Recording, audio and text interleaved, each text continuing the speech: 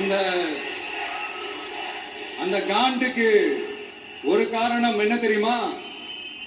அவங்க வீட்லயே அவங்க குடும்பத்திலேயே விசில் சத்தம் பலமா கேக்குதான்.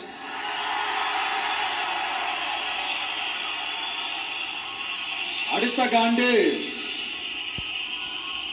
அது இந்த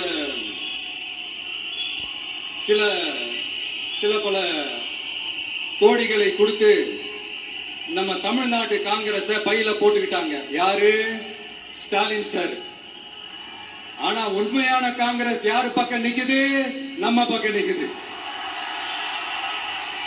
சிறுபான்மை மக்களோட அந்த திமுக சாயம் வெளுத்து போச்சே. இந்த விஜய் என்னடானா மதச்சார்பற்ற கொள்கையோட உண்மையான ஒரு முகமா இருக்கிறானே. இந்த திமுகவுக்கும் பாஜகவுக்கும் என் மேல காண்டோ காண்டு. அதுக்காக நாம என்ன செய்ய முடியும்?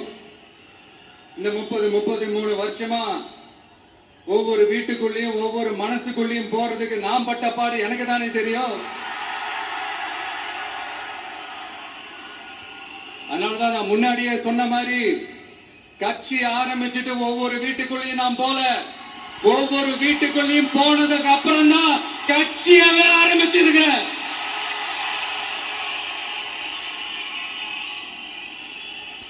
இது இந்த அரசியல் எல்லாத்தையும் தாண்டி இருக்கிற ஒரு உறவு. கட்சி கிட்சி எல்லாத்தையும் தாண்டி இருக்கிற ஒரு உறவு. இது ஒரு பூர்வ ஜென்ம பந்தம். இது சும்மா இந்த அரசியல் ஆதாயம் தேடுறவங்களுக்கு இது என்னன்னே புரியாது. இது மத்தவங்களுக்கு வேணா எலெக்ஷன். ஆனா இந்த விஜய் கூட நிக்கிறவங்களுக்கும் இது ஒரு இமோஷன்.